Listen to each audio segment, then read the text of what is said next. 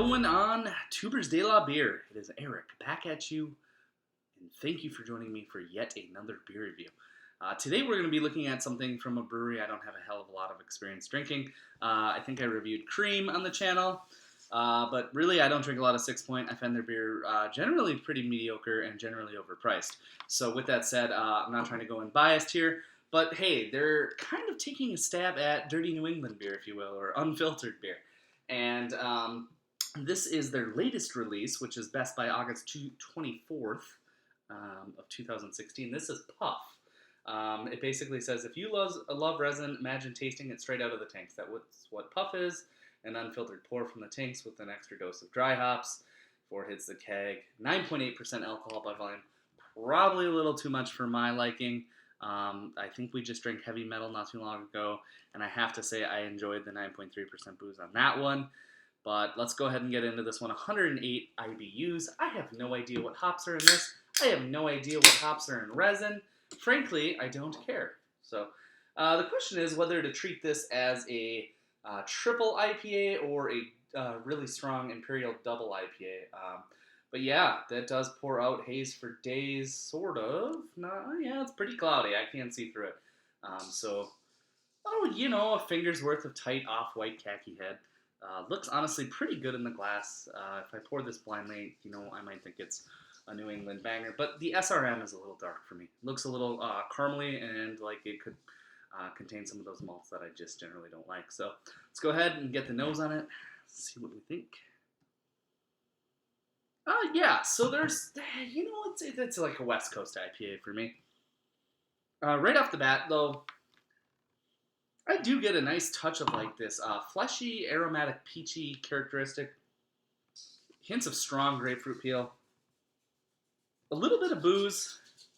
If you can hear the dog's nails clicking. Sorry about that. Diego's on some missions tonight. Yeah, it does smell generally sweet. It does carry a little bit of booze with it. There's definitely alcohol eggs on there. But really, I'm just getting kind of like peach and grapefruit peel and a little bit of pine. Smells nice, honestly, not awful. So better than what Rebel Raw was smelling like. So let's go ahead and get the taste. Cheers.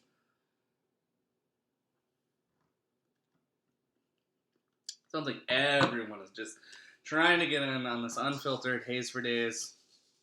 Looking, I don't know. Looks aren't everything, that's all I'll say. But can is cool. I really like their silo tall cans. They're like Red Bull cans in a way. I like that size.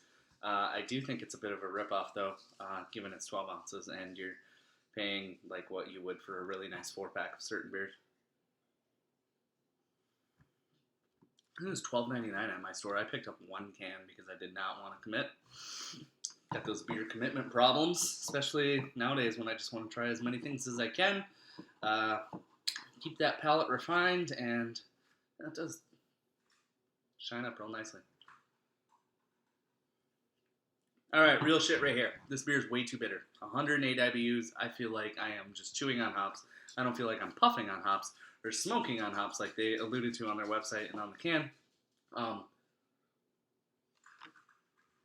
This is bracingly bitter.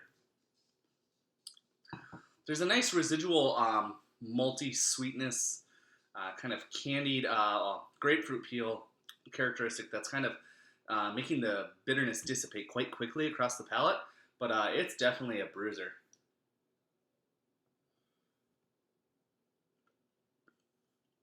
Not boozy, really, though. Really, the only negative I have on this is actually the sweetness and it being just slightly over bitter. Drop those IBUs below, honestly, like 85, and I think this beer might shine a little bit more, but bitter doesn't equal better to me.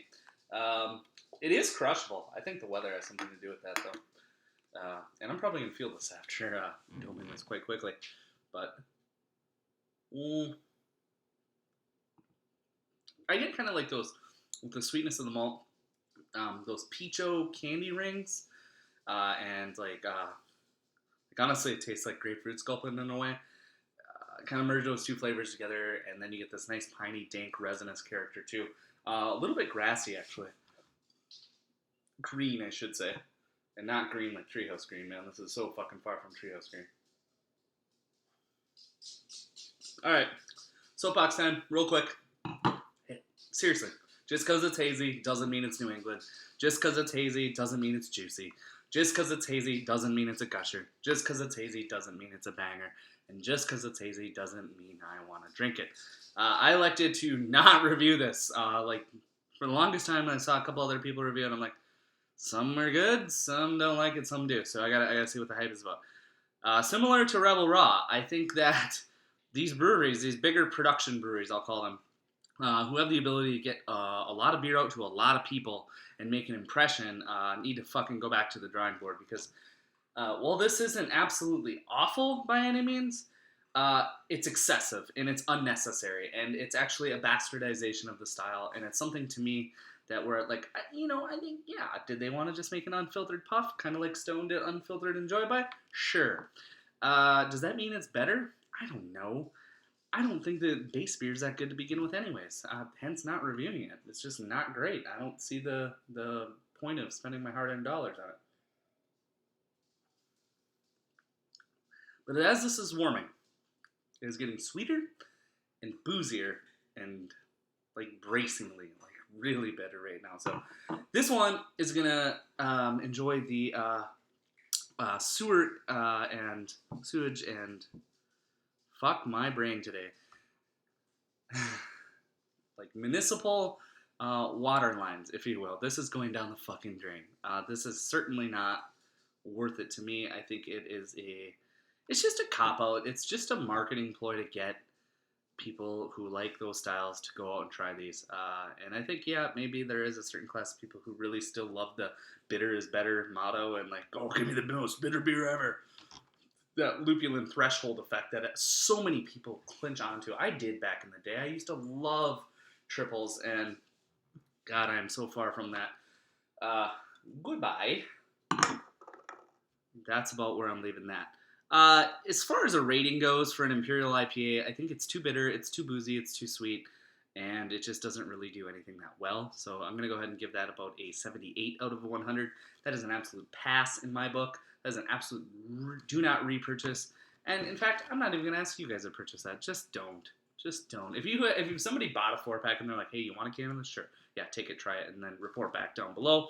And please, please, please, as far as support goes, please leave a like, comment, and hit that subscribe button for more beer reviews.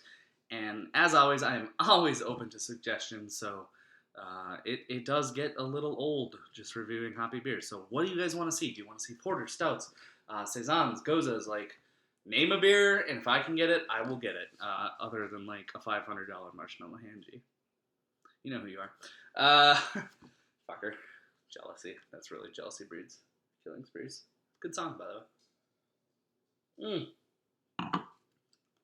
Lasting impression is absolute peace.